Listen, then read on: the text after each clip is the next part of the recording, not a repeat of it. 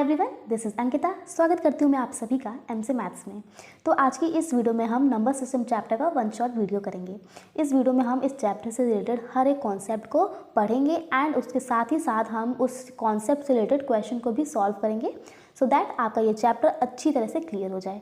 Okay, so start करते हैं video को। जैसा कि चैप्टर का नाम है नंबर सिस्टम, ठीक है। तो सबसे पहले बात आती है कि नंबर कितने तरह के होते हैं, टाइप्स ऑफ नंबर्स। जैसा कि आपने सुना होगा natural number, whole number, prime number, composite number, integers, rational number, real number, rational number, ठीक है। लेकिन फिर भी मैं आपको थोड़ा सा इंट्रोडक्शन बता दूँ इसका। तो नेचुरल नंबर क्या होता है आप सभी जानते होंगे कि जो नंबर 1 से स्टार्ट होता है ना, 1 2 3 4 5 6 7 इस तरह से आगे तक के सभी नंबर्स को हम नेचुरल नंबर बोलते हैं, ठीक है। तो यहाँ पे हम लिख सकते हैं कि 1 से स्टार्ट होता है ना, 1 2 3 4 इस तरह से करके के आगे इन्फिनिटी तक के नंबर्स को हम नेचुरल नंबर बोलते हैं, ठीक। होल नंबर की बात करें तो होल नंबर में भी नेचुरल नंबर्स आते हैं, बस फ़र्क क्या होता है कि होल नंबर में ज़ीरो भी आ जाता है, मतलब कि नेचुरल नंबर के साथ में हम ज़ीरो को भी इंक्लूड कर लेते हैं। तो होल नंबर में 0 1 2 3 4 ऐसे आगे करके सारे नंबर्स होते हैं, ठीक। प्राइम नंबर की मैं बात करूँ तो ऐसा नंबर जो 1 से डिविजिबल हो और केवल खुद से डिविजिबल हो उसको हम बोलते हैं प्राइम नंबर, ठीक। जैसे कि 3 हो गया, 3 1 से डिविजिबल तो है ही, है ना। कोई भी जो नंबर होगा वो 1 से डिविजिबल तो होगा ही। तो जो 1 से डिविजिबल हो और अपने आप से हो, मतलब केवल खुद से डिविजिबल हो, 1 से और खुद से डिविजिबल हो, उसको हम बोलते हैं प्राइम नंबर। तो फॉर एग्जाम्पल 3 1 से डिविजिबल होता है और खुद से होता है और किसी भी नंबर से डिविजिबल नहीं होता है। 7 भी, 5 भी। तो इस तरह के जो नंबर्स होते हैं उनको हम प्राइम नंबर बोलते हैं, ठीक। कॉम्पोजिट नंबर की अगर हम बात करें तो ये ऐसे नंबर होते हैं जो कि 1 से डिविजिबल हों और खुद से डिविजिबल हों और मतलब कि जिनके 2 से ज़्यादा फैक्टर्स हों, उनको हम बोलते हैं कॉम्पोजिट नंबर, ठीक। तो अगर हम इसकी बात करें तो लाइक 4 एक कॉम्पोजिट नंबर है। क्यों? क्योंकि ये देखो 1 से डिविजिबल है ना, खुद से भी डिविजिबल है एंड ये 2 से भी डिविजिबल है, तो इसलिए ये कॉम्पोजिट नंबर है क्योंकि इसके 2 से ज़्यादा फैक्टर हैं, ठीक। इसी तरीके से 6 लिख लो, 8 लिख लो, 9 लिख लो, ये सारे क्या हैं, कॉम्पोजिट नंबर्स हैं, ठीक है। तो इंटीजर्स क्या होता है, इंटीजर्स में क्या हो जाता है कि 0, ठीक है, मतलब कि माइनस इन्फिनिटी से लेकर के प्लस इन्फिनिटी तक के सारे नंबर्स इंटीजर में आ जाते हैं, ठीक है। जैसे नेचुरल नंबर हो जाएंगे पॉजिटिव नेचुरल नंबर, और अगर नेचुरल नंबर का नेगेटिव कर दो लाइक -1 -2 -3 -4 माइनस इन्फिनिटी तक के, तो ये सारे नंबर्स को हम इंटीजर बोलते हैं, ठीक है। फॉर एग्जांपल इस तरीके से 0 1 2 3 इस तरह के आगे तक के नंबर्स, और इसी तरीके से इधर -1 -2 -3 करके माइनस इन्फिनिटी तक के नंबर, ठीक है। तो ये हमारे सारे नंबर्स को हम इंटीजर्स बोलते हैं। बात करें अगर रैशनल नंबर की, तो रैशनल नंबर होते हैं कि जिनको हम फ्रैक्शन में लिख सकें, मतलब कि जिनको हम अपॉन में लिख सकें। 3/2 एक रैशनल नंबर है, ठीक।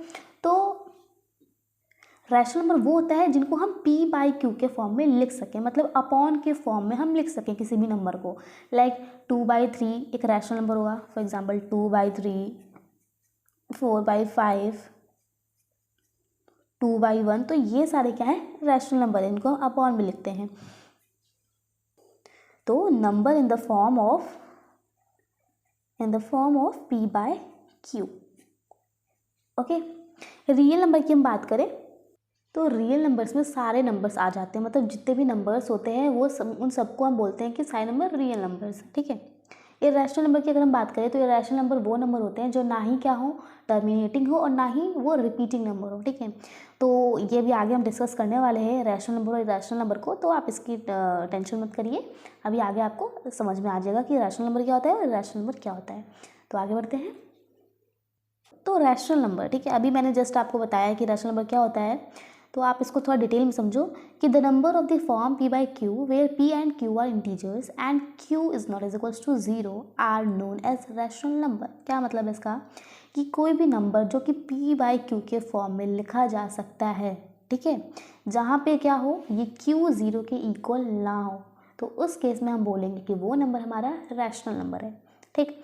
तो फॉर एग्जाम्पल, ठीक, तो अगर मैं बोलूँ कि 2/5, तो ये एक रैशनल नंबर है बिकॉज ये p/q के फॉर्म में है और यहाँ पे q 0 के इक्वल भी नहीं है।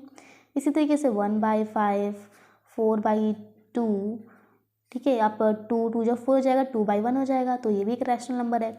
तो बेसिकली रैशनल नंबर वो होते हैं जिनको हम p/q के फॉर्म में लिख सकें और जहाँ पे q is not equals to 0 होना चाहिए। ओके, तो ये तो हो गई बात रैशनल नंबर की। अब हम थोड़ी सी चर्चा करते हैं टर्मिनेटिंग डेसिमल पे। ये क्या होता है? तो अब जैसे कि मैं लिखूँ 1/4, ठीक। तो जब आप 4 को मतलब 1 को जब आप 4 से डिवाइड करोगे तो आपको जब जो आंसर मिलेगा वो होगा 0.25, ठीक। तो मतलब कि p/q के फॉर्म में ऐसे नंबर, ठीक है, जिनको आप क्या करो, डिवाइड करो तो आपको एक एंड रिजल्ट मिल जाए, ठीक है।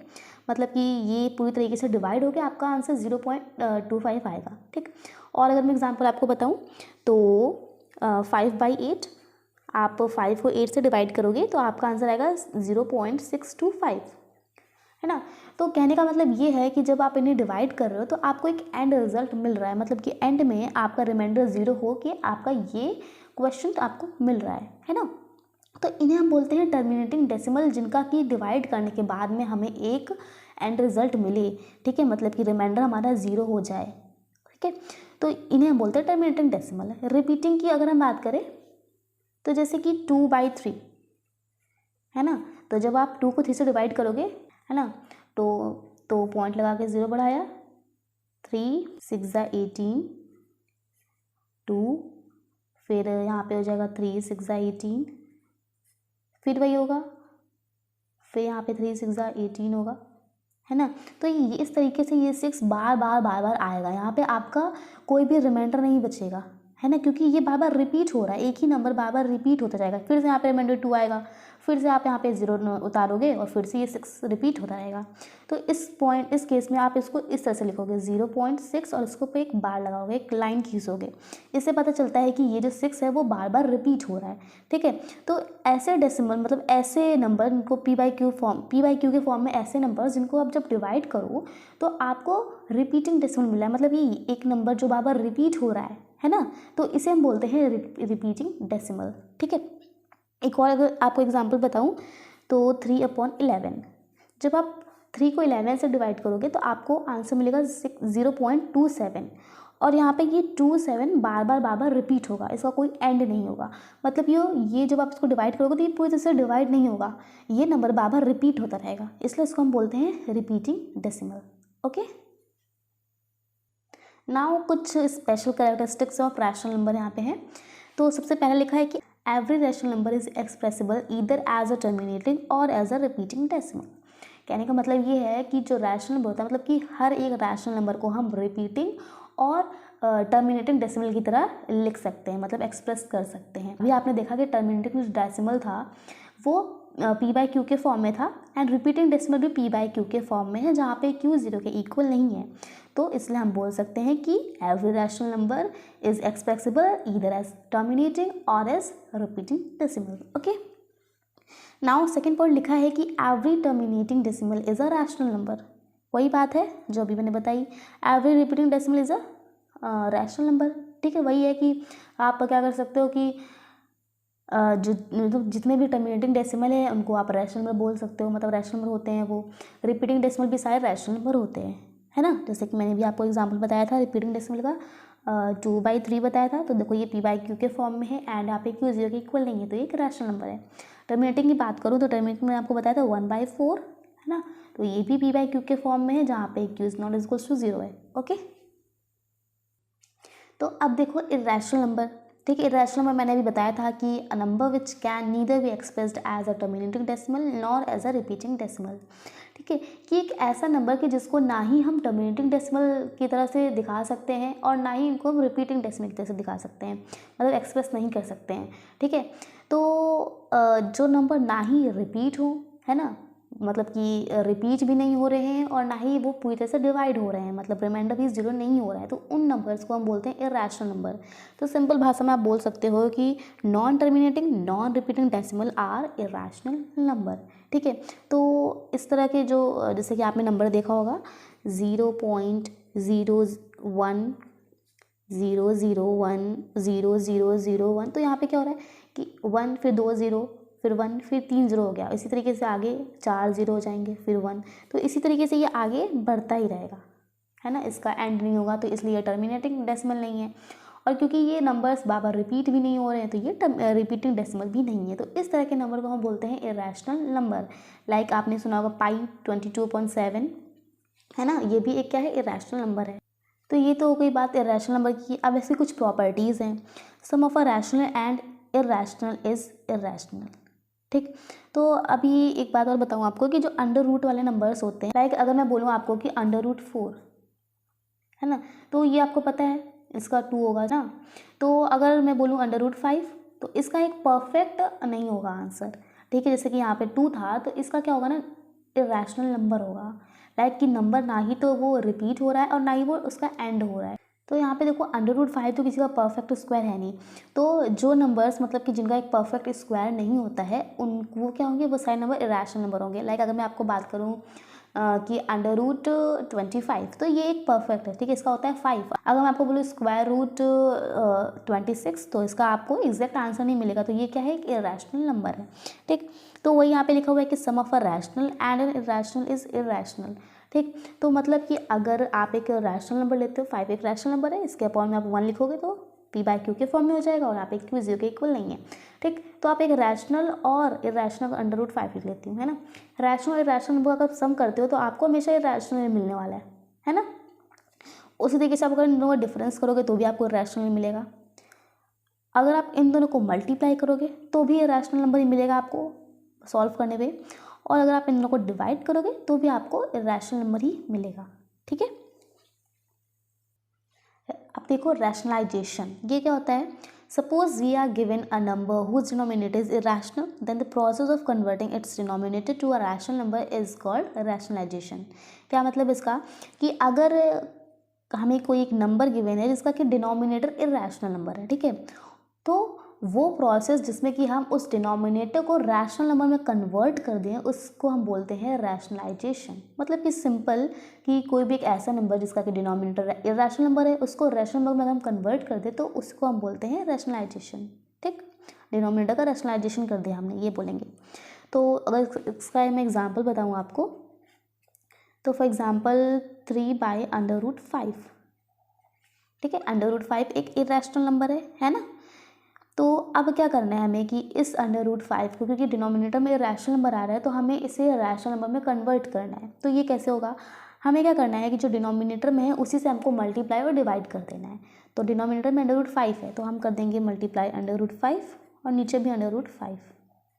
ओके, सो ऊपर इन लोगों को आप सॉल्व करोगे तो ये हो जाएगा 3/5 और नीचे √5 इंटू √5 हो जाएगा 5।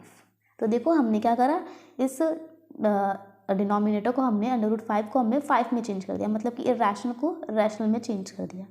ओके, तो इसको ये बोलते हैं रैशनलाइजेशन। तो आगे हम कुछ और क्वेश्चंस को अभी सॉल्व करने वाले हैं। ओके, तो देखो लॉज ऑफ रेडिकल्स क्या होता है। अगर यहाँ पे a 0 से बड़ा है और p और q क्या है, रैशनल नंबर्स हैं, तो अगर इस तरह से लिखा हो कि a की पावर p इंटू a की पावर q, ठीक है, तो जब बीच में मल्टीप्लाई का साइन होता है ना तो हम क्या करते हैं कि जब ये दोनों सेम होता है तो हम क्या करते हैं, इसको रहने देते हैं और इन दोनों पावर्स का प्लस कर देते हैं, मतलब a की पावर p प्लस q।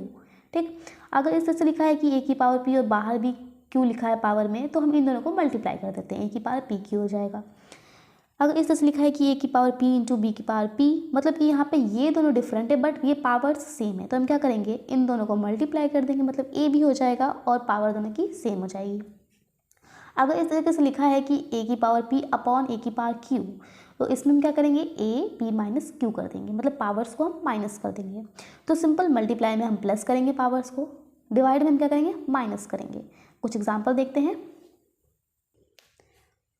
यहाँ पे देखो 3 की पावर 3/4 इंटू 3 की पावर 1/4, तो क्या करेंगे हम 3 की पावर इन दोनों को पावर्स को प्लस कर देंगे, 3/4 प्लस 1/4, सॉल्व करेंगे पावर्स को, 4/4 हो जाएगा, तो ये 3 हो जाएगा। ठीक, फिर 5 की पावर 1/3, 5 की पावर अपॉन में 1/6 है, तो क्या करेंगे हम पावर्स को माइनस कर देंगे, यहाँ पे माइनस करने के बाद सॉल्व करेंगे तो ये आंसर आएगा। इस तरीके से लिखा है, ये दोनों डिफरेंट बट पावर सेम है, तो हम इन दोनों को मल्टीप्लाई कर देंगे तो 21 हो जाएगा और इन दोनों की पावर 2/3 हो जाएगी। 2 की पावर 3 है, फिर ब्रैकेट लग के एक और पावर 1/3 है, तो हम क्या करेंगे, इन पावर्स को मल्टीप्लाई कर देंगे, तो 1/3 को आप 3 से मल्टीप्लाई करोगे, 3 3 कैंसिल हो जाएगा, 2 की पावर 1 हो जाएगा और आंसर आपका 2 आएगा। ओके, सो आपके लिए क्वेश्चन है, आप कमेंट करके मुझे इसका आंसर बताओ। 81/16 की पावर -3/4। तो हमने इस चैप्टर से रिलेटेड जितने भी कॉन्सेप्ट्स हैं सबको डिस्कस कर लिया है। अब बारी है कि हम उन कॉन्सेप्ट से रिलेटेड क्वेश्चंस को सॉल्व करें। सो सबसे पहले यहाँ पे एक क्वेश्चन लिखा है जो आपकी एनसीईआरटी एक्सरसाइज में सबसे पहला क्वेश्चन है कि find rational number between 3/5 and 4/5। इस तरह का क्वेश्चन आपकी एक्सरसाइज में आपको मिल जाएगा। तो इस क्वेश्चन को हम कैसे करेंगे, देखो क्योंकि यहाँ पे हमें 5 रैशनल नंबर फाइंड आउट करने, तो यहाँ पे n = 5 है। ठीक, हम क्या करेंगे कि n+1 करेंगे। n+1 कितना हो जाएगा, मतलब 5 + 1 6 हो जाएगा। अब हम क्या करेंगे, इन दोनों के मतलब न्यूमरेटर में और डिनोमिनेटर में इन दोनों नंबर्स के हम 6 से मल्टीप्लाई करेंगे और डिवाइड करेंगे। मतलब कि 3/5 × 6 और ऊपर भी 6 से मल्टीप्लाई करेंगे। ठीक है, तो मतलब दोनों में हम 6 से मल्टीप्लाई करने वाले हैं, ऊपर नीचे दोनों साइड। इसी तरीके से 4/5 में भी हम 6 से मल्टीप्लाई करेंगे दोनों में। तो ये हो जाएगा 6 × 18 और 6 × 5 = 30। उसी तरीके से ये 6 × 4 = 24 और 6 × 5 = 30। अब देखो आपको दो नंबर्स मिल गए हैं, 18/30 और 24/30। इन 5 रैशनल नंबर आपको बताने हैं इन दोनों के बीच में। तो 5 रैशनल नंबर आर 19/30, 20/30, 21/30, 22/30 एंड 23/30। तो ये हो गया आपके 5 रैशनल नंबर इन दोनों नंबर्स के बीच में। ओके, सो आपको क्या करना है कि जितने भी आपको फाइंड आउट करने हैं उसमें +1 कर दो और जो भी नंबर आए उसको आप ऊपर नीचे दोनों साइड में मल्टीप्लाई कर दो और सिंपली आपके रैशनल नंबर निकल जाएंगे। ठीक, अब यहाँ पे दूसरा क्वेश्चन देखो, आपको येस नो में आंसर देना है। ठीक, तो ये बताओ कि क्या सारे नेचुरल नंबर होल नंबर होते हैं। नेचुरल नंबर क्या होते हैं, जो 1 से स्टार्ट हो 1 2 3 4 करके, और होल नंबर क्या होते हैं जो 0 से स्टार्ट हो, मतलब 0 नेचुरल नंबर में 0 भी इंक्लूड कर लो, 0 1 2 3 4। तो क्या सारे नेचुरल नंबर होल नंबर होते हैं? सही है या गलत? सही है ना, क्योंकि जितने भी नेचुरल नंबर होते हैं 1 से लेकर के आगे तक के वो सारे होल नंबर में भी आते हैं। तो हम बोलेंगे कि yes all natural numbers are whole number. लेकिन क्या सारे होल नंबर नेचुरल नंबर होते हैं? क्योंकि होल नंबर में 0 भी आता है बट नेचुरल नंबर में 0 नहीं आता है, तो इसलिए हम ऐसा नहीं बोल सकते कि सारे होल नंबर्स हमारे नेचुरल नंबर होते हैं। ठीक, तो ये हो जाएगा नो। क्या सारे इंटीजर्स रैशनल नंबर होते हैं? यस होते हैं। इंटीजर्स क्या होते हैं, मतलब नेगेटिव वाले नंबर्स +0 प्लस पॉजिटिव वाले नंबर्स, उन सबको मिला दे तो इंटीजर्स बन जाते हैं। तो सारे इंटीजर्स को हम p/q के फॉर्म में लिख सकते हैं एंड यहाँ पे हमारा डिनोमिनेटर भी 0 नहीं होगा, है ना, तो हम बोल सकते हैं कि सारे इंटीजर्स हमारे रैशनल नंबर होते हैं। तो यस। अब क्या सारे रैशनल नंबर होल नंबर होते हैं? रैशनल नंबर क्या होता है जिनको हम p/q के फॉर्म में लिख सकें। तो क्या सारे रैशनल नंबर होल नंबर होते हैं? देखो क्योंकि रैशनल नंबर में नेगेटिव नंबर्स को भी आप p/q के फॉर्म में लिख सकते हो। लाइक अगर मैं बात करूँ तो आप -2/1 लिख सकते हो, तो -2 तो होल नंबर नहीं है, तो इसलिए हम ऐसा नहीं बोल सकते कि सारे रैशनल नंबर होल नंबर होते हैं, क्योंकि होल नंबर केवल पॉजिटिव नंबर्स होते हैं जो 0 से लेकर के 1 2 3 4 करके होते हैं, उसमें नेगेटिव नंबर्स नहीं आते हैं। ओके, तो यहाँ पे इसका आंसर होगा नो। अब बताओ कि क्या जितने भी टर्मिनेटिंग डेसिमल होते हैं वो सारे रैशनल नंबर होते हैं? हाँ होते हैं, हमने पढ़ा था कि जो टर्मिनेटिंग डेसिमल होते हैं वो रैशनल नंबर होते हैं, है ना। तो यस, रिपीटिंग भी होते हैं, सिंपल पढ़ा था हमने अभी। अब बताओ कि 0 रैशनल नंबर है कि नहीं। सिंपल है, 0 को आप p/q के फॉर्म में लिख सकते हो। ये थोड़ा मतलब आपको लग सकता है कि रैशनल नंबर नहीं है, लेकिन 0 को देखो आप 0 के फॉर्म में 1 लिख सकते हो, तो ये आप p/q के फॉर्म में आपने इसको लिख दिया, है ना। p/q के फॉर्म में आप इसको एक्सप्रेस कर पा रहे हो जहाँ पे हमारा q 0 का इक्वल नहीं है, तो हम बोलेंगे कि ये 0 is a rational number. Okay, अब यहाँ पे देखो आपको इसको p/q के फॉर्म में एक्सप्रेस करना है, तो कैसे करेंगे। सबसे पहले हम लिखेंगे लेट x = 0.47, मतलब इसको हमने x के इक्वल लेट कर लिया। ठीक, अब हम क्या करेंगे कि क्योंकि ये नंबर बार बार रिपीट हो रहा है तो हम इसको इस तरह से लिख सकते हैं ना, क्योंकि 7 रिपीट हो रहा है तो इसको हम बार बार इस तरीके से लिख सकते हैं। ठीक, तो ये हो गई हमारी फर्स्ट इक्वेशन। अब देखो हमें क्या करना है कि इस पॉइंट को शिफ्ट करना है इस जो नंबर बार बार रिपीट हो रहा है उसके बाद में। तो सबसे पहले हम इसको यहाँ पे शिफ्ट कर लेते हैं, तो इस यहाँ पे शिफ्ट करने के लिए हम क्या करेंगे, 10 से मल्टीप्लाई करेंगे, तो ये दोनों साइड में 10x हो जाएगा, यहाँ पे 10x हो जाएगा, multiplying on both side by 10। ठीक, तो ये हमारा पॉइंट इधर शिफ्ट हो जाएगा। ठीक है, अभी हमें एक पॉइंट और शिफ्ट करना है ना, 7 के बाद में पॉइंट को लाना है, तो अब हम क्या करेंगे, 100 से मल्टीप्लाई करेंगे, 100x, तो ये पॉइंट हमारा इधर आ जाएगा। मतलब इसी इक्वेशन में आप एक और ज़ीरो बढ़ाओगे, एक और ज़ीरो से मल्टीप्लाई करोगे, तो ये आपका 7 इस साइड में आ जाएगा, 7 के बाद में पॉइंट आपका शिफ्ट हो जाएगा, है ना। तो अब आप क्या करो, आपको ये दोनों जो मिले हैं आप सब्ट्रैक्ट कर दो, subtract both second and third, तो 100x इज इक्वल्स टू 47.77 और यहाँ पे 10x इज इक्वल्स टू 4.77। ठीक है, तो इसको आप माइनस करोगे तो इधर साइड में आपका क्या मिलेगा आंसर, 100 में से 10 जाएगा तो 90x, और इधर मिलेगा आपका ये सब तो 0 0 हो जाएगा, यहाँ पे 7 में से 4 जाएगा तो 3 और ये हमारा 4। तो यहाँ से x इज इक्वल्स टू हो जाएगा हमारा 43 अपॉन ये 90, यहाँ पे मल्टीप्लाई कर रहा है, इधर आएगा तो ये डिवाइड करेगा। तो ये सिंपल हमने क्या कर दिया, इसको हमने p/q के फॉर्म में एक्सप्रेस कर दिया। ठीक है, तो इसमें कुछ नहीं करना है, आपको क्या करना है, सबसे पहले में आपको देखना है कि जिस भी नंबर पे बार है उसको आपको इस तरह से रिपीट करके लिख देना है। फिर आपको क्या करना है कि इस पॉइंट को, ये जो आपका डेसिमल है ना, इसको आपको शिफ्ट करना है इस बार, मतलब इस नंबर जो बार रिपीट हो रहा है उसके बाद में। तो सबसे पहले हमने 4 के बाद शिफ्ट किया तो 10 से मल्टीप्लाई किया तो ये 0 इधर आके शिफ्ट हो गया, एक पॉइंट, है ना। फिर हमने जब इसी में एक और 0 को ऐड किया, मतलब 100x हो गया, तो ये पॉइंट 7 के बाद में शिफ्ट हो गया। उसके बाद में हमने इन दोनों इक्वेशंस, इन दोनों को क्या करा, सब्ट्रैक्ट कर लिया एंड फाइनली यहाँ पे सॉल्व करके हमने आंसर निकाल लिया। ठीक, तो ईजी है ये। नाउ यहाँ पे फोर्थ देखो, आपको क्या करना है, इन दोनों को ऐड करना है। कैसे होगा ये ऐड, देखो 3√2 प्लस 7√3 प्लस, क्योंकि ऐड करना है ना, तो √2 माइनस 5√3। तो यहाँ पे देखो इसमें भी √2 दिख रहा है आपको इस टर्म में, और यहाँ पे भी √2 दिख रहा है। ठीक है, तो यहाँ पे देखो आपको यहाँ पे भी √2 है और यहाँ पे भी √2 है, इसमें √3 है, इसमें √3 है। तो हम क्या करते हैं, सबको पास पास में कर लेते हैं जिसमें सेम हमको दिख रहा है। तो ये हमने पास में कर लिया और ये इन दोनों को हम पास में कर लेते हैं। ठीक है, अब हम इन दोनों में से √2 को कॉमन ले लेते हैं, √2 कॉमन लिया तो यहाँ पे बचा 3 और यहाँ पे बचा 1। इस तरीके से यहाँ पे √3 को कॉमन लिया तो यहाँ बचा 7 और यहाँ बचा -5। तो ये हो जाएगा √2 और ये ब्रैकेट में आ गया हमारा 3 + 1 4। उसी तरीके से यहाँ पे √3 और यहाँ ब्रैकेट में आ गया हमारा 2, तो इसको हम लिख देंगे सिंपल 4√2 प्लस 2√3। तो ये हो गया हमारा ऐड। ठीक है, इस तरीके से हमें करना है। जो भी हमें दिख रहा है कि जिसमें हम कॉमन ले सकते हैं उनको हम एक पास में कर लेंगे एंड वहाँ से कॉमन लेकर के हम सॉल्व करेंगे। अब यहाँ पे देखो मल्टीप्लाई करना है, 5√11 इंटू 3√11 को हमें मल्टीप्लाई करना है। तो कैसे होगा, रैशनल नंबर को आप रैशनल नंबर से मल्टीप्लाई करो, मतलब 5 को आप 3 से मल्टीप्लाई करो और इरेशनल नंबर को एक साथ में मल्टीप्लाई करो, √11 इंटू √11।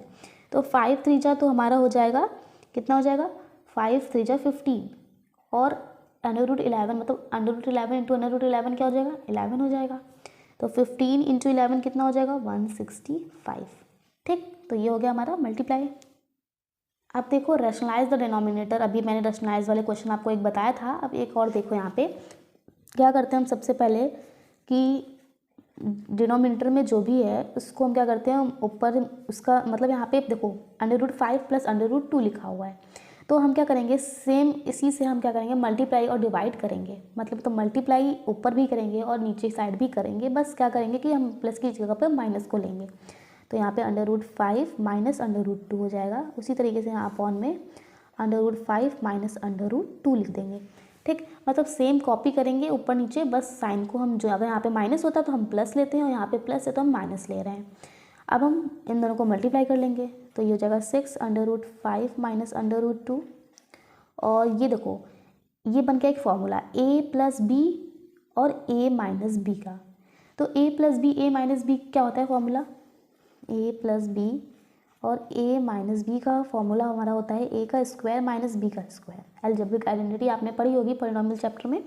तो a का स्क्वायर यानी √5 का स्क्वायर हो जाएगा ये, माइनस b का स्क्वायर मतलब √2 का स्क्वायर। इसको सॉल्व करेंगे तो ये हो जाएगा, ऊपर वाला हो जाएगा 6√5 माइनस 6√2, ये 6 मल्टीप्लाई करेगा दोनों टर्म्स में। अपॉन में क्या हो जाएगा हमारा, √5 का स्क्वायर हो जाएगा 5 और 2 का हो जाएगा 2, तो 6√5 माइनस 6√2, 5 माइनस 2 हो जाएगा 3। ठीक है, तो यहाँ पे आप ऐसा भी कर सकते हो कि 6 को आप बाहर ही रहने देते, √5 माइनस √2/3 होता ही है, तो ये 3 2 जा 6 हो जाएगा, तो ये हो जाएगा 2 इन ब्रैकेट √5 माइनस √2, तो ये हो जाएगा आपका आंसर। ठीक है, सिंपल क्या किया हमने, डिनोमिनेटर में जो भी है उसको हमने ऊपर मल्टीप्लाई और डिवाइड करा है। ठीक, मतलब उसी नंबर से हमने मल्टीप्लाई किया है ऊपर नीचे, डिनोमिनेटर में भी और न्यूमरेटर में भी, बस क्या किया, साइन को चेंज करके किया है। उसके बाद में हमने सिंपली इसको सॉल्व कर लिया, नीचे हमने आइडेंटिटी का यूज़ करा है एंड सॉल्व करने के बाद में हमने सिंपल आंसर निकाल लिया है। ओके, अब यहाँ पे देखो सिंप्लीफाई लॉज ऑफ रेडिकल्स पे बेस, ये हमारे क्वेश्चंस हैं। तो अभी मैंने आपको सब बता ही दिया है। तो 64 की पावर 1/3 लिखा हुआ है, तो आप 64 को क्या लिख सकते हो, 64 को आप लिख सकते हो 4 की पावर 3। क्यों लिखा है मैंने ऐसा, क्योंकि आप लिख के देखो 4 × 4 × 4, वो 4 जा 16 और 16 4 जा 64 होता है, तो आपने सिंपली 64 को इस तरीके से लिख लिया। ठीक है, अब देखो क्योंकि इस तरीके से लिखा हुआ है, पावर है, फिर बाहर ब्रैकेट की फिर से पावर है, तो आप इसको इन दोनों पावर्स को मल्टीप्लाई कर सकते हो, तो ये हो जाएगा 3 × 1/3, 3 से 3 कैंसिल हो जाएगा और आपका आंसर आ जाएगा 4। ठीक है, अब नीचे देखो 3 की पावर 1/2 × 3 की पावर 1/3 लिखा हुआ है, ये दोनों सेम है, तो 3 को इसी तरह रहने दो और इन दोनों पावर्स को मल्टीप्लाई कर दो। 1/2 × 1/3 कितना हो जाएगा, 3 की पावर 1/6। ओके, अब देखो 3 की पावर 1/3 × 4 क्या हो जाएगा, मतलब इस तरीके से लिखोगे 1/3 × 4, तो 13 × 4/1 क्या हो जाएगा, 4/3, 3 की पावर 4/3। ओके ओके, तो ये पूरा चैप्टर होता है ख़त्म। हमने इस चैप्टर से रिलेटेड सारे क्वेश्चंस को ऑलमोस्ट कवर कर ही लिया है, बस आई थिंक एक क्वेश्चन बच गया है जिसमें हमको क्या करना होता है कि √5 √3 मतलब कि इरेशनल नंबर को आपको नंबर लाइन पे शो करना होता है। तो ये जो क्वेश्चन है ना, ये थोड़े लेंथी पड़ेंगे, तो ये 1 शॉट वीडियो, तो मैं इसको उन क्वेश्चन को इसमें इंक्लूड नहीं कर रही। आप क्या कर सकते हो, मेरे चैनल पर जा करके आप उस वीडियो को देख सकते हो, मैंने वहाँ पर एक्सप्लेन किया हुआ है। ओके, सो और तो मुझे लगता है कि मैंने सारे टॉपिक्स को कवर कर लिया है। सो आई होप कि आपको ये वीडियो अच्छी लगी हो, आपको सारे कॉन्सेप्ट समझ में आए हो। अगर फिर भी आपको कोई डाउट है तो आप कमेंट करके मुझसे अपने डाउट्स को क्लियर कर सकते हैं। ओके, सो अगर आपको वीडियो अच्छी लगी तो वीडियो को लाइक करिए, शेयर करिए, चैनल पर पहली बार आए तो सब्सक्राइब जरूर करिए। मिलते हैं अपने नेक्स्ट वीडियो में with another one shot video. Till then bye bye.